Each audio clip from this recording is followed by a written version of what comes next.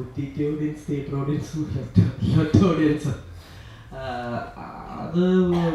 അത് തിയേറ്ററിൽ വന്നപ്പോഴേ ആ പ്രശ്നങ്ങൾ തന്നെ ഉണ്ടായിരുന്നു ആ ക്യാരക്ടറിന്. അത് ഈ പറഞ്ഞ പോലെ നമ്മൾ എല്ലാവരും ചേർന്ന് ആ ക്യാരക്ടറിൻ്റെ അടുത്തൊരു മീറ്റർ ചിലപ്പോൾ തെറ്റിപ്പോയതെന്നാണ് എനിക്ക് മനസ്സിലായത്. അത് ഇപ്പോൾ ആൾക്കാർ ഓവറെന്ന് പറയുന്നത് ഓവറായിട്ട് തന്നെയാണ്. പിന്നെ ആ ക്യാരക്ടർ ചില സ്ഥലത്തൊക്കെ അവൻ്റെ സിറ്റുവേഷൻ എന്ന് പറഞ്ഞാൽ ഒരു മെഡിക്കൽ സിറ്റുവേഷൻ ഉണ്ടാക്കിയിട്ടുള്ളത് ഒരു സ്ഥലത്ത് പറയുന്നുണ്ട്.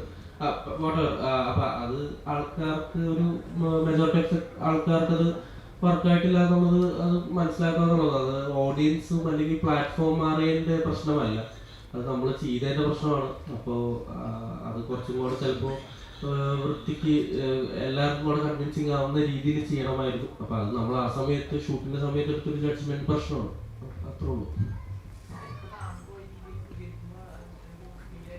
എന്തോ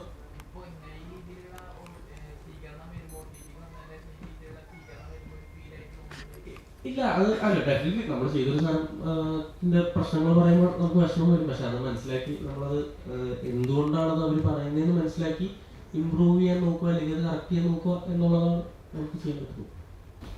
എനിക്ക് ഇതിനെപ്പറ്റി ഒത്തിരി ഇപ്പം റിവീൽ ചെയ്യാൻ പറ്റുമെന്ന് എനിക്ക് തോന്നുന്നില്ല, കാരണം പടം ആൾക്കാർ കാണണമല്ലോ.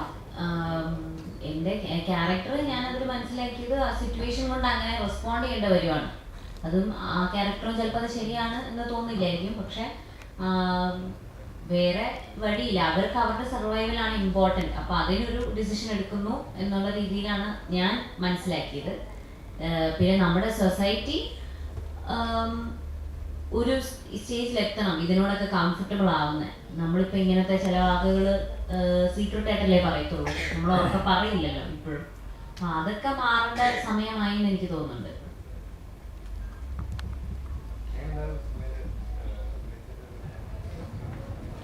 സോ ഇവരൊക്കെ പറഞ്ഞ പോലെ തന്നെ ചെറുപ്പം തൊട്ടേ ഞാൻ ഒത്തിരി ആനിമേറ്റഡ് പടങ്ങൾ കാണുന്ന ഒരാളാണ്. ഞാൻ തിയേറ്ററിൽ തന്നെ പോയി കാണുമായിരുന്നു. പിന്നെ മറ്റേ നമ്മുടെ VCR അങ്ങനെ ഒത്തിരി ആനിമേറ്റഡ് പടങ്ങൾ ഞാൻ ഇപ്പോഴും കാണുന്ന ഒരാളാണ്. അപ്പോൾ അതുകൊണ്ട് തന്നെ ലവ്ലിയിലേക്ക് എന്നെ ഓഡിഷൻ വിളിച്ചപ്പോൾ ഞാൻ ഭയങ്കര ഹാപ്പി ആയിരുന്നു. പിന്നെ ദിലീഷ് ചേട്ടൻ്റെ ഇതിന് മുന്നേ ഉള്ള തമാർപ്പട എന്ന് പറഞ്ഞ പടം എനിക്ക് ഭയങ്കര ഇഷ്ടമുള്ളൊരു പടമാണ്.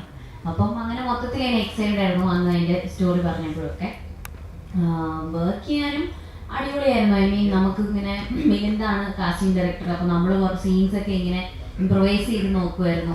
കൂടെ അഭിനയിച്ച ആക്ടേഴ്സും എല്ലാവരും ഭയങ്കര ലൈവായിട്ട് നിൽക്കുന്നവരാണ്. അപ്പോൾ നമുക്ക് ഒത്തിരി പോസിബിലിറ്റി ഉണ്ടായിരുന്നു അഭിനയിക്കുമ്പോൾ. അങ്ങനെ പിന്നെ ആഷിക്കേട്ടനുണ്ട്, മാത്യു ഉണ്ട്, ടീമുണ്ട്, പിന്നെ നമ്മുടെ ജെൻസി ബോയ്സ് ഉണ്ട്. അപ്പം എല്ലാവരും ഭയങ്കര അടിപൊളിയായിരുന്നു. നല്ല സൂപ്പർ എക്സ്പീരിയൻസ് ആയിരുന്നു.